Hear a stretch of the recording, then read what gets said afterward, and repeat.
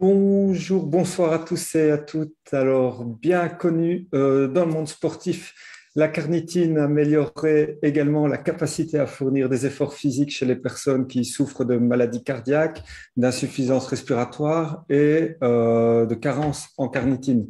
Alors, elle semble avoir des effets positifs sur les personnes qui souffrent de certaines maladies, de certains troubles cardiovasculaires comme les angines de poitrine, les maladies coronariennes. Elle en atténue pour le moins les symptômes et améliore la capacité des malades à produire un effort. Et dans certains cas même, elle permet la diminution de la médication. Alors, la carnitine fait également preuve d'une certaine efficacité dans les traitements de la neuropathie périphérique causée par le diabète de type 2 ou par les traitements antiviraux du VIH. Alors, bonsoir Amine. La première question, c'est la carnitine. Qu'est-ce que c'est? Bonsoir Cédric et bonsoir tout le monde. Donc la carnitine qui se présente en fait sous différentes formes, on pense souvent que c'est un acide aminé, or ça n'est pas exactement un acide aminé, bien que elle a des précurseurs en fait qui sont des acides aminés, la L-méthionine, la L-lysine par exemple, qui sont les principaux précurseurs, mais la L-carnitine en tant que telle, c'est-à-dire avec cette dénomination, ou la carnitine tout court, est une dénomination générique, on va dire. Et donc la vraie dénomination exacte de la carnitine, c'est la bêta-hydroxygamma-triméthylammonium butyrate, cette dénomination qui est suffisamment longue pour être difficile à mémoriser, elle rend compte en réalité, même quand on regarde la forme moléculaire de la L-carnitine, qu'il y a là une partie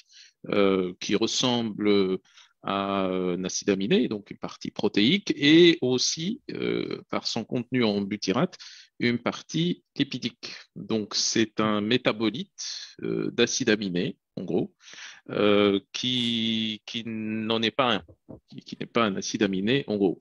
Donc, c'est, comme tu l'as dit, c'est une molécule qui est fabriquée endogènement à travers ou à partir de la méthionine et de la lysine et qui Mhm. intervient principalement dans la mitochondrie, tout comme tout un tas de composants qu'on avait déjà évoqués auparavant qui interviennent dans la mitochondrie et notamment, entre autres, donc le coenzyme Q10. Donc, ça n'a pas le même métabolisme, mais en gros, ça intervient dans le fonctionnement des mitochondries.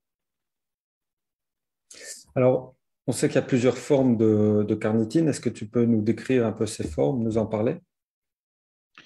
Alors, il y a la forme bioactive, en fait, qui est celle qui est la Mhm. plus connue, c'est la L-carnitine.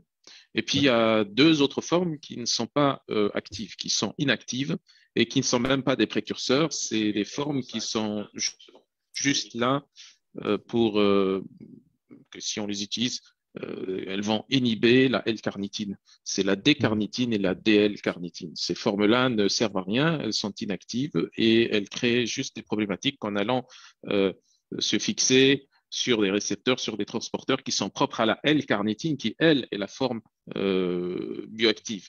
Alors, mis à part cela, on a d'autres formes qui sont des dérivés, en fait, de la L-carnitine, et notamment l'acétyl L-carnitine, qui est la forme acétylée de la L-carnitine. Et cette acétylation se fait en réalité dans l'entérocyte, au niveau de l'intestin. Et c'est sous cette forme que la L-carnitine est le plus absorbée. Donc, si on prend de la L-carnitine, elle sera forcément acétylée au niveau de l'entérocyte. Mhm.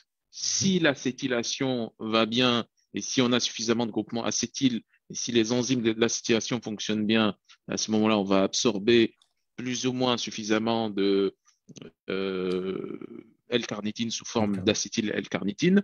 Sinon, ben, ça va être problématique. On aura juste une petite partie de Mhm. carnitine qui sera absorbée et le reste sera éliminé ensuite. Alors, on a également, mis à part ces formes-là, donc la L-carnitine bioactive et l'acétyl L-carnitine, on a aussi d'autres formes, notamment des esters en fait de la L-carnitine. Par exemple, le propionyle, la forme propionyle L-carnitine. Ça, c'est une forme estérifiée de la L-carnitine qu'on retrouve aussi dans le métabolisme et qui a notamment des effets antioxydants. En général, les formes, il y a d'autres formes estérifiées de la L-carnitine et qui ont des effets antioxydants notamment. Ça a aussi les mêmes effets plus ou moins que la L-carnitine, mais plus un effet aussi antioxydant et donc protecteur de la mitochondrie également. Bon, il y a d'autres formes aussi qui sont liées à d'autres acides carboxyliques comme la L-carnitine, L-tartrate par exemple, ou d'autres formes également qui sont moins connues, moins étudiées et moins utilisées. Donc en gros, pour résumer par rapport aux différentes formes, donc on a la L-carnitine qui est la forme bioactive qu'on retrouve métaboliquement parlant, et pour que cette forme bioactive soit bien absorbée et bien transportée, parce qu'il ne s'agit pas uniquement de l'absorption intestinale, il y a aussi le transport jusqu'aux cellules et ensuite passage au niveau de la cellule et ensuite passage au niveau des mitochondries. Et cette forme-là, c'est la forme acétylée, l'acétyl L-carnitine. Alors, la question récurrente, comme chaque semaine, est-ce que tu peux nous parler des voies métaboliques? Oui, alors, par rapport aux voies métaboliques, comme je disais, donc quand on prend de la L-carnitine, cette L-carnitine va avoir un taux d'absorption en fonction de l'état des entérocytes, de la muqueuse intestinale, et en fonction aussi de la capacité d'acétylation au niveau des entérocytes. En général, l'absorption se fait entre 5 à 25% à peu près de la quantité ingérée par voie orale de L-carnitine. Ce taux d'absorption augmente lorsque l'on prend de l'acétylcarnitine directement, parce qu'on n'aura pas à l'acétyler à ce moment-là au niveau d'entérocytes. Mais l'absorption de la L-carnitine, l'acétyl L-carnitine ne dépend pas uniquement de cela, ça dépend, comme je disais, aussi de l'intégrité de la barrière intestinale également. Oui. Et donc, cette partie-là qui est absorbée, elle va rejoindre les différentes voies métaboliques. Je vais les expliquer un peu plus tard, mais la partie qui reste au niveau du côlon, au niveau de l'intestin et qui va rejoindre ensuite le côlon, elle sera métabolisée par des bactéries au niveau du côlon et ça va produire notamment le fameux triméthylamine, ce fameux triméthylamine qui va se convertir en un autre métabolite qu'on avait expliqué il y a quelques mois, c'est la TMAO. La TMAO qui est un marqueur de risque cardiovasculaire. En tout cas, il est considéré comme tel, il est très débattu.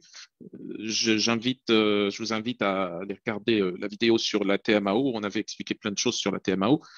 Ça n'est pas réellement un marqueur de risque cardiovasculaire. C'est un témoin, en fait, du risque cardiovasculaire, mais la TMAO en elle-même n'est pas toxique, ne produit pas une augmentation du risque cardiovasculaire. Bon, ça c'est un autre sujet, mais en tout cas, c'est pour ça que quand on regarde sur certaines études par rapport aux précautions à prendre par rapport à la L-carnitine et aussi par rapport à la choline aussi, accessoirement, on voit bien que certaines études mentionnent bien que une partie de cette carnitine se convertit en TMAO. Et ça, c'est fait par les bactéries au niveau du côlon et c'est réabsorbé ensuite.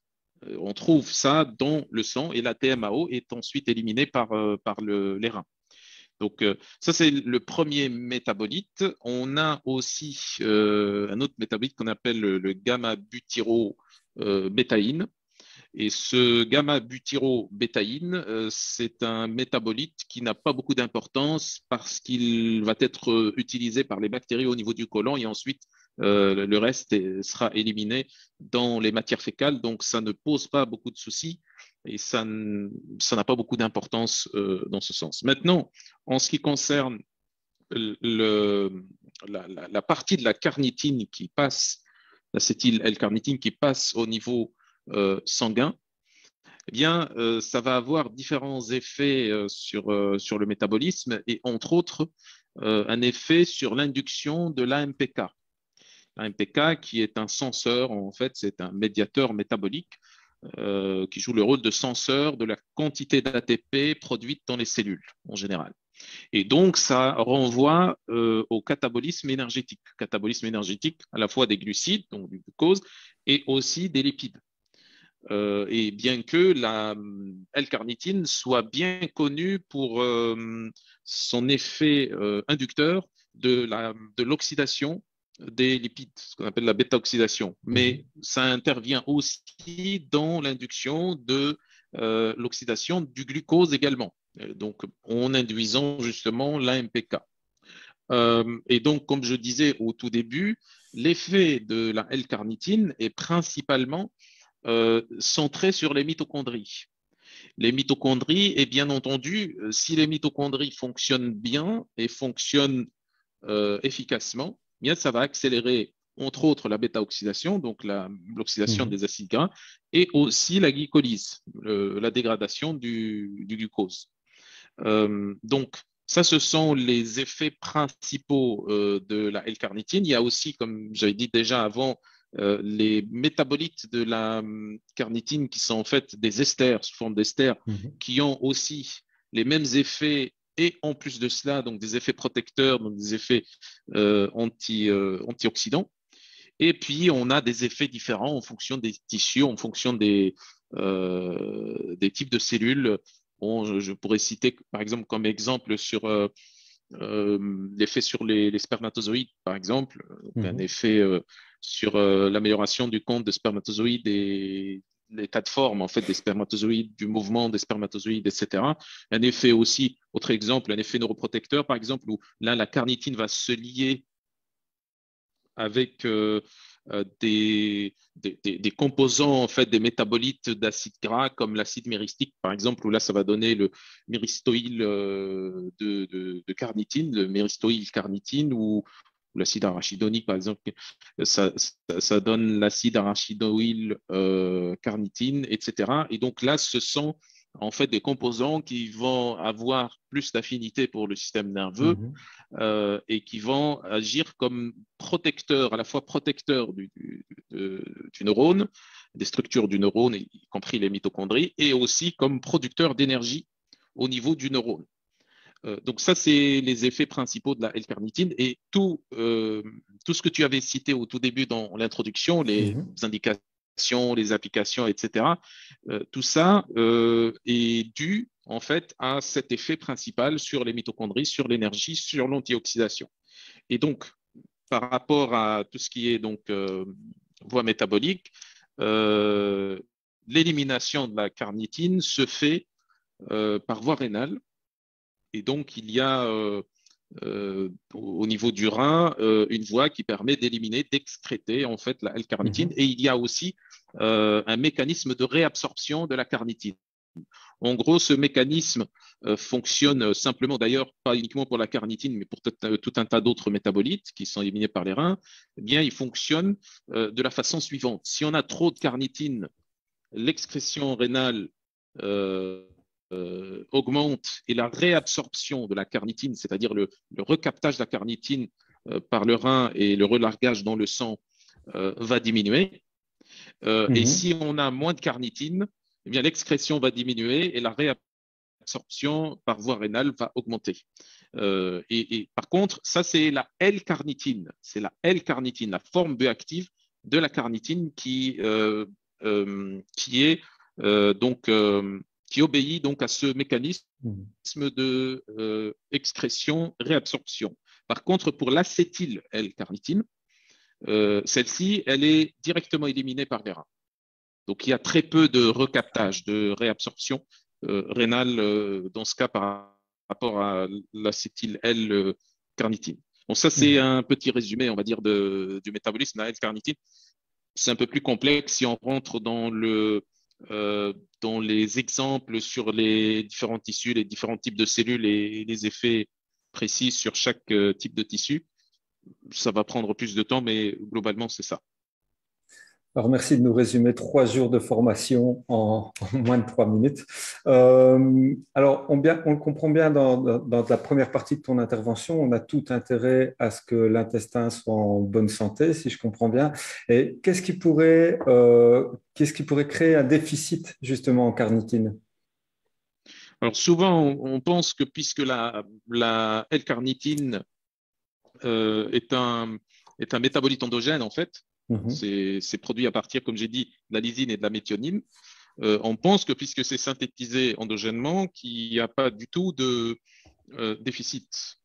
Or, il existe des cas où on peut avoir des déficits. Bon, il y a le cas qui est le plus rare, c'est ce qu'on appelle le déficit primaire en carnitine ou le syndrome de déficit en carnitine, qui est dû à, comme vous vous en doutez, donc à des mutations.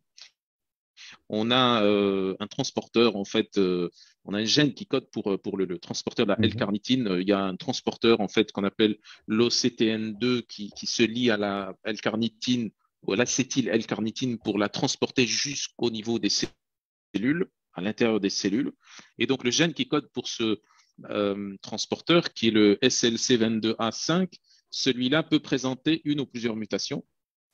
C'est des mutations qui sont, on va dire, rares, mais s'il y a au moins une de ces mutations, ben, ça produit un déficit en L-carnitine, un déficit cellulaire en L-carnitine, et bien sûr un déficit, un problème d'absorption aussi au niveau intestinal, puisque l'absorption, c'est tout simplement le passage de la carnitine à l'intérieur des entérocytes. Donc, c'est la même chose, en fait. Donc, il y a cette problématique-là. Et puis, il y a tout un tas d'autres problématiques qui pourraient augmenter l'utilisation du pool de L-carnitine dans les cellules, notamment les maladies hépatiques, surtout les maladies rénales et surtout en cas de dialyse, par exemple. Ça Mhm. augmente l'utilisation, plutôt l'excrétion de la L-carnitine. Les problèmes d'absorption intestinale, mais qui ne sont pas dus, comme j'ai dit, à ces mutations du transporteur de la L-carnitine, mais plutôt à une dégradation de la barrière intestinale. Donc, tout simplement chez les personnes qui ont une mauvaise absorption, qui ont des maladies inflammatoires d'intestin, etc. Et puis, des problèmes aussi de dénutrition ou on va dire, de dénutrition, oui, de mauvais statut protéique. Là aussi, ça peut engendrer une diminution du taux de L-carnitine dans les cellules. Tout ce qui est problématique métabolique qui est dû à un déficit mitochondrial ou un dysfonctionnement mitochondrial, donc maladie neurodégénérative, syndrome métabolique, etc. Tout ce qui est engendré par un dysfonctionnement de la mitochondrie. Mhm. Et puis, il y a aussi certains médicaments aussi, notamment un anticonvulsant qu'on appelle le valproate ou l'acide valproïque, qui peut aussi augmenter l'utilisation, la métabolisation de la L-carnitine et donc baisser C'est son efficacité. son taux aussi. Voilà, parce que dans la toxicité en fait de ce médicament engendre une surutilisation de la L-carnitine. Donc ça, ce sont, on va dire, les situations principales où on peut trouver un déficit Mhm. en L-carnitine, mais il y a quelques autres cas qui sont plus rares que je n'ai pas cités ici. Alors justement, dans quel cas est-ce que tu vas conseiller la L-carnitine? Ces indications? Oui, il y a, tu sais, on en avait parlé avant. Il y a plusieurs dizaines en fait de situations Mhm. où, selon les études qu'on trouve, où la carnitine ou la L-carnitine peut être utilisée. Euh, alors, si on veut résumer, on a tout ce qui concerne la fonction cognitive, donc la mémoire, les problèmes cognitifs, les démences, le vieillissement en tout cas du système nerveux, tout ce qui concerne le syndrome métabolique, Mhm. notamment le diabète type 2, résistance à l'insuline. Euh, Ce qui est normal, hein, résistance à l'insuline, si on fait bien fonctionner les mitochondries, ça améliore sensibilité à l'insuline. Et comme la L-carnitine a cette fonction-là, donc on peut l'utiliser aussi dans ce cas-là, et les études le montrent aussi. Ça diminue aussi le risque cardiovasculaire. Ça pourrait, les résultats sont mitigés, mais ça pourrait avoir un effet sur la perte de poids aussi, puisque la perte de poids est un processus qui est très complexe et qui dépend de beaucoup de facteurs, et le fait d'agir uniquement sur un seul facteur avec la L-carnitine ne va pas forcément améliorer ou diminuer le poids en tant que tel, mais dans tous les cas, ça améliore le métabolisme en fait, qui va permettre ou faciliter la perte de poids. Tout ce qui concerne en fait les personnes âgées, dénutries, ou même qui ne sont pas dénutries, mais donc tout ce qui est vieillissement, en fait, maladie, comme j'ai dit, maladie due au vieillissement, aux dysfonctions mitochondriales, etc. Donc chez les personnes âgées, la L-carnitine pourrait avoir, bien sûr, avec d'autres composants, un effet anti-âge très intéressant. Les végétaliens aussi pourraient avoir besoin de L-carnitine, puisqu'on a quand même pas mal de L-carnitine qui provient de l'alimentation, surtout, comme son nom l'indique, de l'alimentation carnée, tout simplement, de la viande, etc. Donc ça aussi, c'est pas systématique d'avoir un déficit en L-carnitine quand on est végétalien, surtout au début. Mais si on a tout un tas de choses qui viennent s'accumuler et qui vont faire baisser le taux de L-carnitine, le fait d'être végétalien, bah, ça pourrait aggraver la situation. Quoi d'autre? On a aussi, oui, on a aussi chez les sportifs, donc l'utilisation de la L-carnitine qui est bien connue pour différentes raisons, notamment bah, ça améliore la récupération puisque pareil, ça stimule les mitochondries, donc ça améliore la récupération après l'entraînement, ça augmente l'oxygénation des muscles, des fibres musculaires, ça augmente le taux d'oxyde nitrique, quoi d'autre? Ça augmente le taux de globules rouges aussi, ça diminue les douleurs aussi, les douleurs de type courbature, post-entraînement aussi.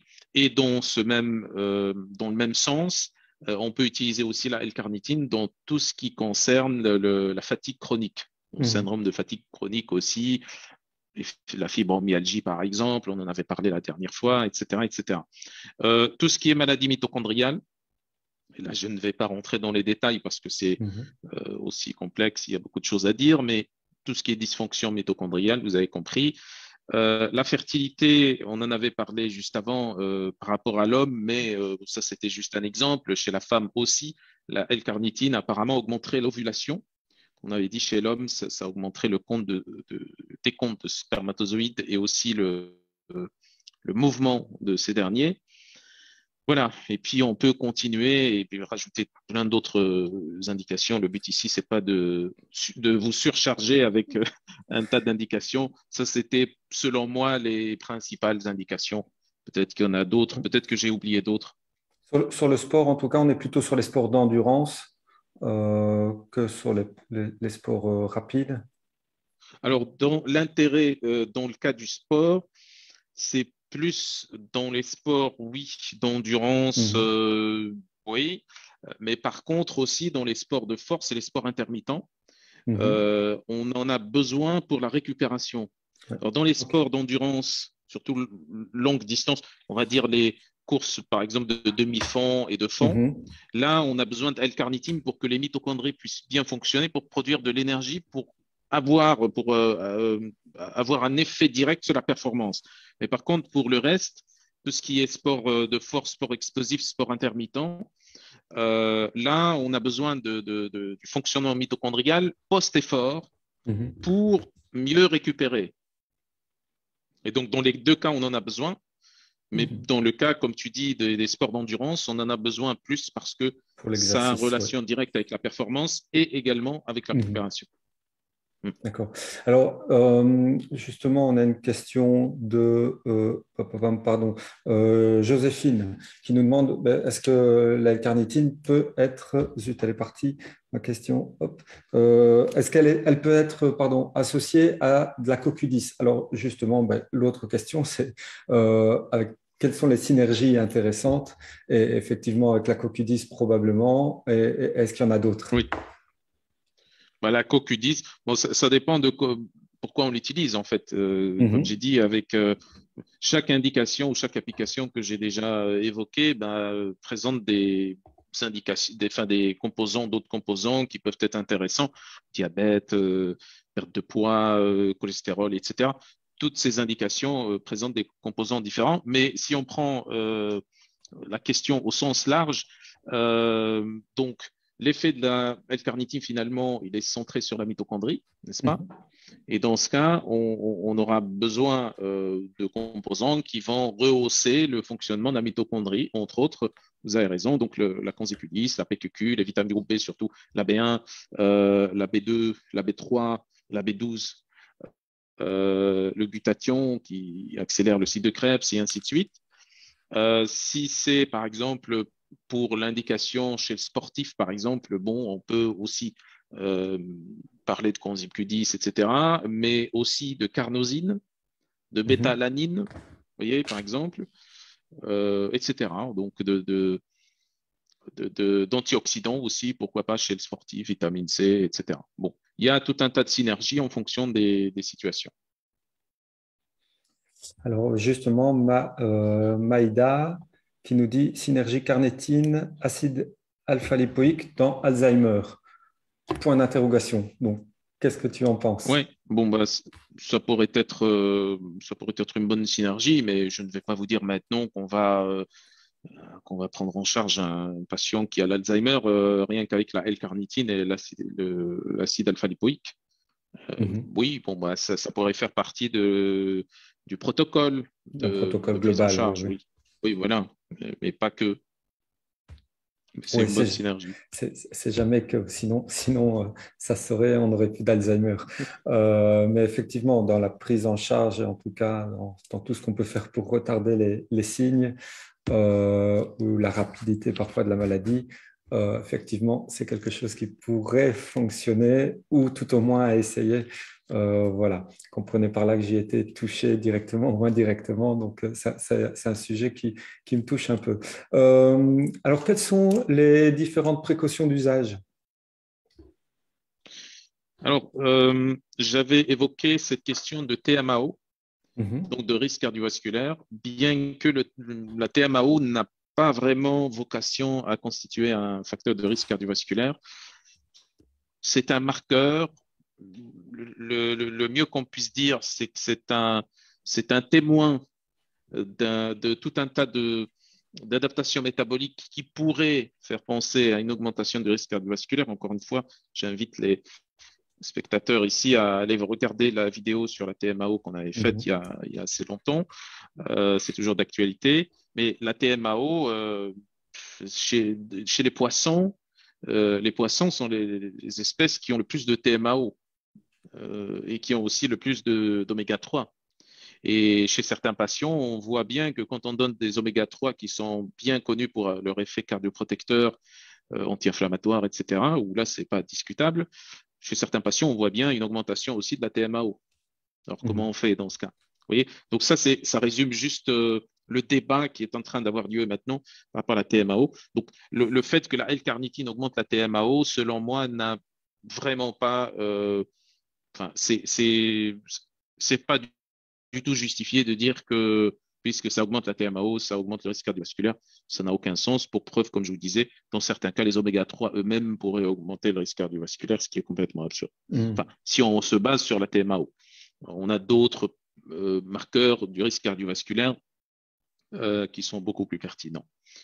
Alors, il y a également aussi certains troubles qui pourraient apparaître chez des personnes qui pourraient avoir des problèmes d'absorption. Notamment, j'avais parlé du transporteur de la L-carnitine quand son gène est muté. Ça pourrait créer une accumulation de la L-carnitine et produire parfois un inconfort digestif, des nausées, des brûlures d'estomac, des choses comme ça. Mais ça, c'est très rare. C'est uniquement chez les personnes qui ont ces mutations. Ou alors chez les personnes qui prennent des doses élevées de L-carnitine. des doses trop importantes. Alors, dans ce même sens, donc par rapport aux doses élevées de L-carnitine, on pourrait avoir ce fameux signe un peu bizarre qui suit la prise de L-carnitine, mais comme je disais, en dose importante. Donc, de percevoir une odeur de poisson ou une odeur qui ressemble à cela dans les urines, dans la laine et dans la sueur. Ok, ça aussi, ça pourrait être l'un des effets secondaires, entre guillemets. Alors, aussi, on peut avoir un ralentissement du fonctionnement de la thyroïde chez les patients qui ont des problèmes d'hypothyroïdie. Okay, donc là, il faut faire attention à ne pas donner de L-carnitine dans le cas d'hypothyroïdie. Chez les personnes en bonne santé, il n'y a aucun problème. Mais dans le cas d'hypothyroïdie, ça aggrave la situation. Ah oui. Apparemment, ça empêche la T4, T3 de rentrer dans le noyau des cellules. Voilà. Il y a quelques études là-dessus, mais ce qui est sûr, c'est que chez les personnes qui sont en bonne santé, où il n'y a pas de problème thyroïdien, ça n'a pas beaucoup d'impact et tout va bien. Mais il faut éviter de prendre en cas d'hypothyroïdie. Ça, c'est clair. Dans les cas aussi apparemment d'épilepsie, les personnes qui présenteraient pas uniquement la maladie, c'est-à-dire l'épilepsie, mais aussi des convulsions, des crises convulsives ou des crises d'épilepsie. Le mieux, c'est d'éviter d'en prendre. Il n'y a pas grand-chose là-dessus, hein. Il n'y a pas beaucoup de données là-dessus. On ne comprend pas comment que ça fonctionne, mais il y a des observations cliniques, des rapports de cas cliniques qui pourraient faire suggérer que ça pourrait aggraver la situation. Voilà, donc mis à part cela, bon, il y a aussi quelques interactions médicamenteuses, surtout avec des anticoagulants, syndrome, warfarine, Oui. voilà. Et puis les hormones thyroïdiennes aussi, enfin, les patients, comme j'ai dit, en hypothyroïdie sous traitement, il faudrait éviter d'en prendre. Puisque c'est éliminé par voie rénale, pas de souci au niveau rénal si on a une insuffisance ou… Bah, l'insuffisance est en général traitée. Mhm. Si le patient est sous dialyse et il est clair il va y avoir, ou il risque d'y avoir un déficit en L-carnitine. Oui. Et à ce moment-là, une supplémentation L-carnitine pourrait être envisagée, mais sous surveillance médicale.